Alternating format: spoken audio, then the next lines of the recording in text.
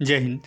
आज हम class 12th NCERT geography मतलब भूगोल चैप्टर 1 करने वाले हैं। इसके पहले आप लोग को पॉलिटिकल साइंस हिस्ट्री का वीडियो अपलोड हो चुका है, नहीं हुआ है, नहीं अगर देखें तो जाके देख लीजिएगा।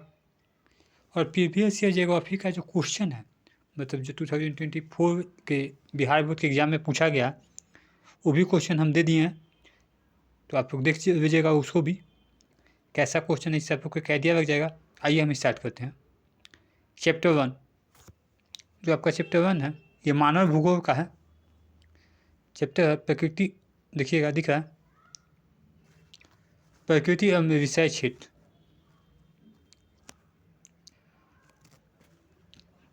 ठीक है, ये आपका चैप्टर का नाम है, मतलब नेचर, और उसके विषय में ये चर्चा किया गया कैसा नेचर था, क्या था। एक पिक्चर भी आपको दिख रहा है। ठीक है, और आइए एक एक करके इसको देखते हैं।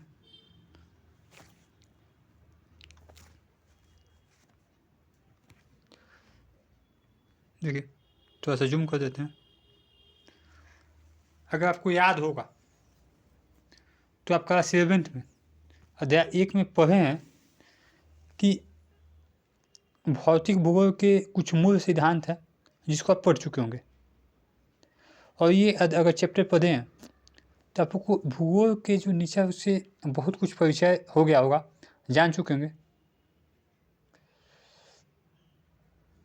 ठीक है, कि ज्योग्राफी क्यों जरूरी है, इसमें क्या है क्या नहीं है।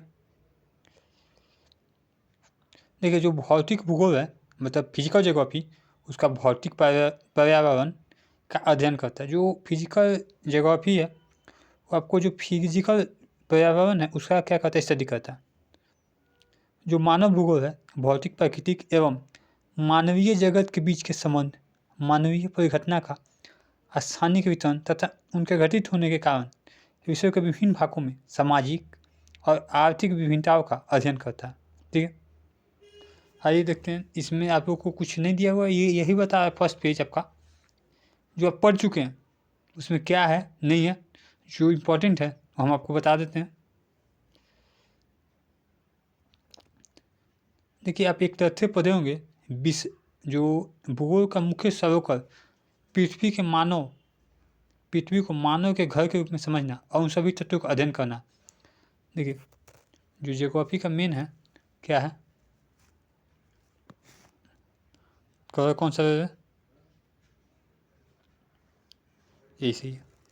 देखिए पृथ्वी को मानव के घर के रूप में समझना और उन सभी तत्वों को अध्ययन करना, मतलब भूगोल का जो मेन काम है ना, पृथ्वी को मानव के घर के रूप में समझना, मतलब जो अर्थ है इसको मानव के घर के रूप में समझना, कि मानव का घर है और है भी, और उन सभी तत्वों का अध्ययन करना। ठीक है, यही हमको समझना है। आइए आगे देखते हैं। आप अनुभव करेंगे कि भूगोल में दैतावाद आया और इस शास्त्र के व्यापक तर्क वितर्क आरंभ हो गए। जब दैतावाद आया ना तो मतलब तर्क वितर्क हो गए, मतलब डिबेट स्टार्ट हो गया। क्या एक विषय के रूप में भूगोल को नियम बनाने, सिद्धांतिकार अथवा विवादात्मक होना चाहिए, मतलब एक विषय भूगोल को ज्योग्राफी को सिद्धांत तो विवरण करना चाहिए। क्या इसके विषय वस्तु को व्यवस्थित किया जाना चाहिए, जो इसका विषय वस्तु है उसको व्यवस्थित मतलब उसको एक रूप में एक स्ट्रक्चर में किया जाना चाहिए। इसके अध्ययन का काम बहुत सा थी है। ठीक है, आइए हम लोग अब थोड़ा सा आगे बढ़ते हैं और स्टार्ट करते हैं।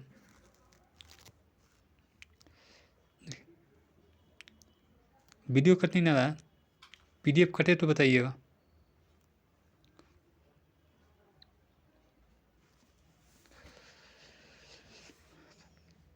देखिए हम सामान्य पृथ्वी के रूप, तूफान की आग, नदी के मुख, हिम नदी के पोत, जलदमरु मध्य जो जलदमरु मध्य है कि गिरा और मृदा के पोषक का वर्णन करते हैं। हम किस किस चीज़ का वर्णन मतलब एक्सप्रेशन करते हैं, तो पृथ्वी के रूप, तूफान की आग, नदी के मुख, हिम नदी के पोत, ठीक है, ये सब का करते हैं। आइए इसी प्रकार प्रदेशों, गांव, नगरों का वर्णन जीवों के रूप में किया गया। ये सब का वर्णन किसके रूप में किया गया देखिए यहाँ पे। ठीक है, प्रदेश, गांव, नगर का वर्णन जीवों के रूप में किया गया। ठीक है, वही जो जर्मन के भूगोल जो ज्योग्राफियन है जर्मन वाले, वो क्या करते हैं, राज्य या देश का वर्णन जीवित जीव के रूप में करते हैं। इसको फिर इति करते हैं, देखिएगा।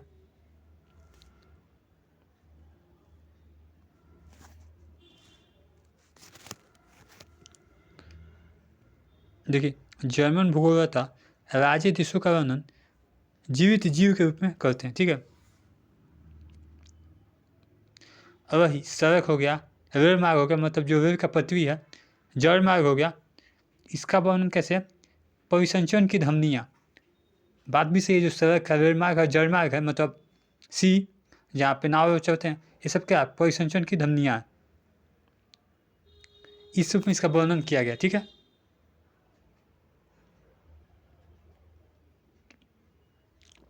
अब जो हमारा मेन क्वेश्चन है, क्या हम प्रकृति नेचर और मनुष्य को पृथक कर सकते हैं, मतलब अलग कर सकते हैं, जबकि वो इतनी जटिलता से आपस में जुड़े हुए हैं। क्या आपको कोई कहा जाए कि नेचर को और ह्यूमन को, मतलब मनुष्य को अलग किया जा सकता है? पृथक मतलब होता है बाबू अलग करना, ठीक है। आइए इसी को समझते हैं। देखिए, कुछ परिभाषा दिया गया जिसको हम बाद में आप लोग को डिस्कस कर देंगे। अभी थोड़ा सा आगे देखते हैं। मानव भूगोल की प्रकृति, पर इसको देख लेते हैं, उसके बाद में मानव भूगोल देखेंगे। देखिए, मानव भूगोल का कुछ परिभाषा दिया गया, थोड़ा सा जूम करते हैं। दिख रहा है, मानव भूगोल मानव समाजों और धरताल के बीच संबंधों का संश्लेषित अध्ययन है। ये कौन कहें? रेटजर। देखिए, आपसे इसमें पूछा क्या जाएगा बाबू, आपका जो क्वेश्चन पूछा जाएगा, एक मिनट, जो क्वेश्चन पूछा जाएगा, क्या पूछा जाएगा कि जो मानव भूगोल मानव समाज और धरताल के बीच संबंधों का संश्लेषित अध्ययन करते हैं, ये परिभाषा कौन दिए थे? तो आंसर क्या हो जाएगा, ठीक है। या ये भी पूछा जाएगा कि रेटजर का इनमें से कौन सा परिभाषा, निम्न में से कौन सा परिभाषा है? आपको 4 परिभाषा दे दिया जाएगा, इनका नाम देके पूछा जाएगा इनका कौन सा परिभाषा है। समझ गए? आगे देखिए,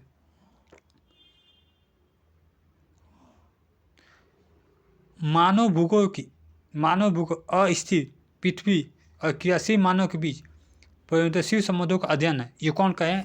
एवन सी सिंपल कहें कि जो मानव भूगोल है अस्थिर पृथ्वी और क्रियाशील मानव के बीच परिवर्तनशील संबंधों का अध्ययन है। ये एवन सी सिंपल का कहना, ठीक है। थर्ड परिभाषा आपके सामने है, हमारी पृथ्वी को नियंत्रित करने वाले भौतिक नियमों तथा इस पर रहने वाले जीवों के मध्य संबंधों के अधिक संश्लेषित ज्ञान से उत्पन्न संकल्पना। ये कौन दिए? पॉल रिदाल, ठीक है। आपको 3 परिभाषा दिया गया है। इसको देखिए बाबू, इस चैप्टर से हर बार आप लोग के फाइनल एग्जाम में क्वेश्चन रहता है, इस बार भी रहेगा, मेहनत कीजिए, ठीक है। ये दिख रहा है, अगर नहीं आपके पास बुक है तो इसका स्क्रीनशॉट ले लीजिए और इसको याद कर जाइएगा। ऐसे आप लोग के पास बुक होना चाहिए, ठीक है। आगे बढ़ते हैं। मानव भूगोल की प्रकृति, जो मानव भूगोल है इसकी प्रकृति क्या, नेचर क्या, ये देखते हैं। मानव भूगोल भौतिक पर्यावरण तथा मानव जाति सामाजिक संस्कृति, जो मानव भूगोल है भौतिक पर्यावरण तथा मानव जाति जनित मानव जनित सामाजिक सांस्कृतिक पर्यावरण के अर्थ संबंधों का अध्ययन करता है, ठीक है। ये आप कक्षा 11th में, मतलब क्लास 11th में भी पढ़े हैं। आइए देखते हैं, क्लास 11th में आपके पास एक बुक होगा, भौतिक भूगोल के मूल सिद्धांत, दिख रहा है। इसमें आप लोग पढ़ चुके होंगे इसको। आगे देखते हैं। इसमें आप जानते हैं कि तत्व भू आकृति मुदाय जलवायु जल प्राकृतिक वनस्पति और विविध प्राणी जाति तथा वनस्पति जात है। देखिए, कहना सर कि जो तत्व भू आकृति है, एक सेकेंड, ये जो तत्व भू आकृति है ये क्या है? मुदाय जलवायु जल प्राकृतिक वनस्पति और विविध प्राणी जात तथा वनस्पति जात, मतलब पेड़ पौधा है। क्या आप उन्हीं तत्वों को सूची बना सकते हैं? क्या आप इन तत्वों को एक सूची बना सकते हैं जिनकी रचना मानव ने भौतिक पर्यावरण द्वारा प्रदत्त मंच पर अपने कार्यकलापों के द्वारा किया, जिसका मतलब रचना मानव ने भौतिक पर्यावरण द्वारा अपने कार्य में अपने काम के लिए किया।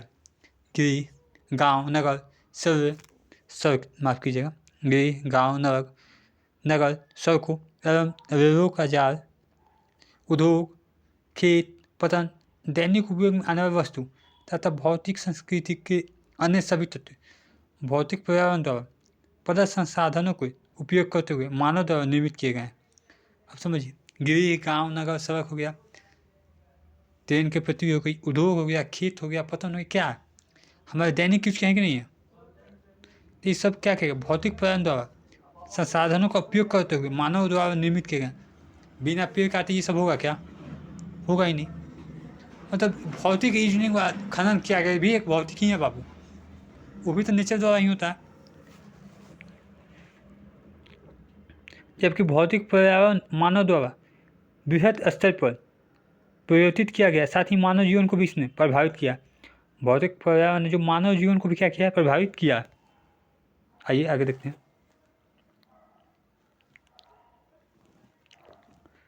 मानव का प्राकृतिकरण और प्रकृति का मानवीकरण। देखिए बाबू, यहाँ पे थोड़ा सा समझिएगा, मानव का क्या है प्राकृतिकरण और प्रकृति का क्या है मतलब नेचर का मानवीकरण।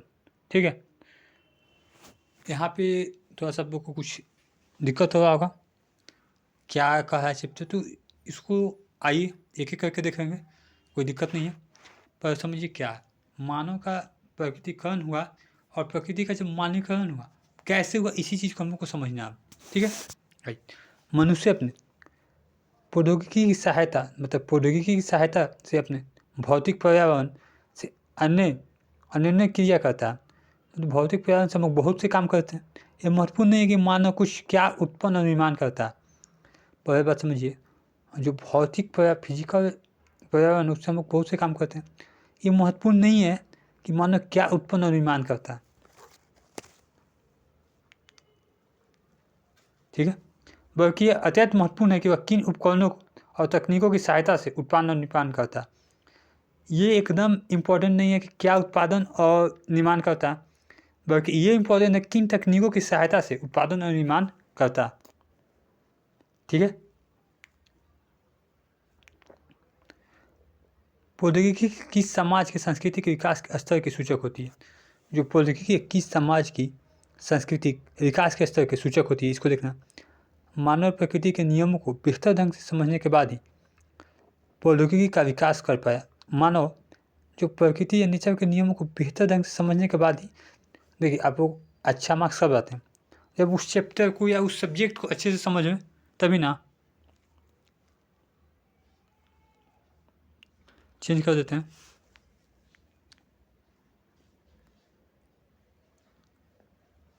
ठीक है,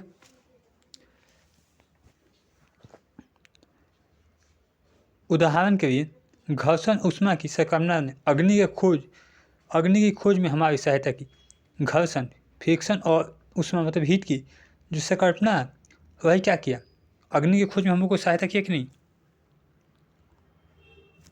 देखिए यहाँ पे घर्षण मतलब होता है फ्रिक्शन और ऊष्मा मतलब होता है हीट, कि जो ये हुआ इसी ने अग्नि का खोज किया ना। देखिए जो दो पत्थर लगा गया ना, तो जो पत्थर को आप लगाते हैं, कोई भी चीज़ एक दूसरे को प्रभाव करते हैं, तो उससे क्या होता है जानते हैं, घर्षण और फ्रिक्शन एथी उत्पन्न होता है। और जब हीट निकला, इसी से क्या अग्नि हुआ, मतलब आग की खोज हुई। आप लोग जानते हैं, बचपन से ही जानते होंगे कि पत्थर से आग निकाला जाता है। इसी प्रकार DNA और आनुवंशिकी के रहस्य को समझने में हमें अनेक बीमारियों पर विजय पाने का योग बनाया। इसी प्रकार जब हम DNA को समझें तो अनेक बीमारी पर विजय पाने में योग बनाया। ठीक है, DNA अब बायो का है, अब ये मत कहिएगा कि बायो को सर्जिकॉपी में काय घुसा दिए। ये अपुत्यंत तक इतना तो बायो पढ़े ही होंगे। अधिक तीव्र गति से चलने वाले यानी विकसित करने के लिए हम वायु गति के नियमों का प्रयोग करते हैं। मतलब अगर हमको तेज गति से चलना है तो क्या नियम का प्रयोग करते हैं, वायु गति का। ठीक है, क्या आप देख सकते हैं कि प्रकृति है, कि ज्ञान प्रौद्योगिकी को विकसित करने के लिए महत्वपूर्ण है। मतलब नेचर का ज्ञान आपको ये कुछ भी विकास करने के क्या है, इम्पोर्टेंट है। जो प्रौद्योगिकी है मनुष्य पर पर्यावरण की बंदिशों को कम करती है। प्रौद्योगिकी क्या करती है, मनुष्य पर पर्यावरण की बंदिशों को कम करती है। प्राकृतिक पर्यावरण से अन्य क्रिया की आरंभिक अवस्था उसमें मानव से अत्यधिक प्रभावित हुआ। आरंभिक अवस्था में मानव इससे अत्यधिक प्रभावित हुआ। उन्होंने प्राकृतिक के आदेशों के अनुसार अपने आप को ढाल लिया। इसी कारण यह है कि प्रौद्योगिकी का स्तर अत्यंत निम्न था। मतलब जो प्रौद्योगिकी का स्तर था क्या था, बहुत निम्न था। और मानव के सामाजिक विकास की अवस्था भी आदिम थी। मतलब मानव का सामाजिक विकास की भी अवस्था क्या थी, आदिम थी। आदिम मानव समाज और प्रकृति की प्रबल शक्तियों के बीच इस प्रकार का अनंत क्रिया का क्या कहा गया, पर्यावरण निश्चयवाद कहा गया। इसको चेंज कर देते हैं।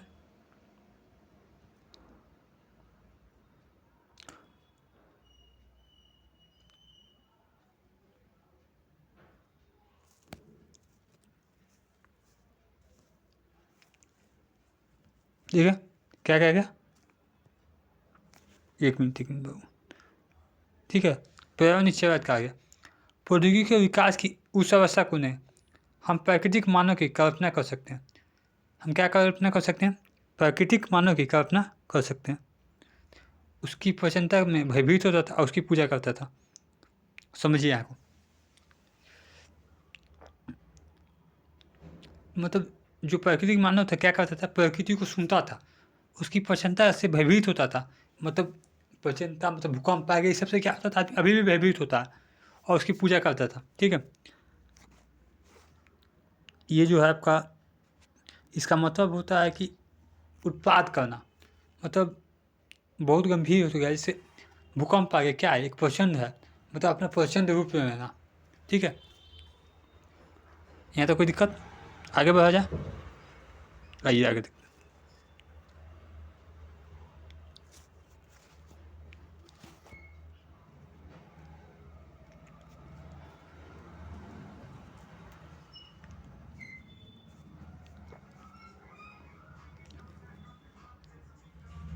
आज के इतने ही रहने देते हैं, वीडियो ज़्यादा नहीं हो। ठीक है, ख़त्म पे है, 2 पेज और होगा आपका। हाँ 2 पेज है, करके वीडियो में ख़त्म कर देंगे। मतलब 2 पार्ट में ये ख़त्म हो जाएगा। आज के इतना ही। देखिए एक चीज़ और बताते हैं आपको, ध्यान से सुन लीजिए एक सेकंड। ये जो परिभाषा है, दिख रहा है,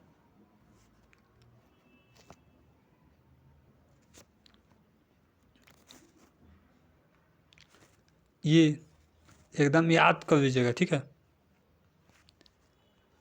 ये याद हो जाना चाहिए। और याद करके आप लोग बताइएगा किनको किनको याद है और किनको किनको नहीं। मेन इससे आपका ये 3 ही पॉइंट है, और भी पॉइंट है जो हम कल देखेंगे, लेकिन ये 3 पॉइंट जो है ना बहुत इंपॉर्टेंट है। ठीक है, इसको कर दीजिएगा। आप लोग क्वेश्चन अगर प्रीवियस ईयर का देखिएगा उसमें भी ये दिखेगा। आज के भी इतना ही, धन्यवाद।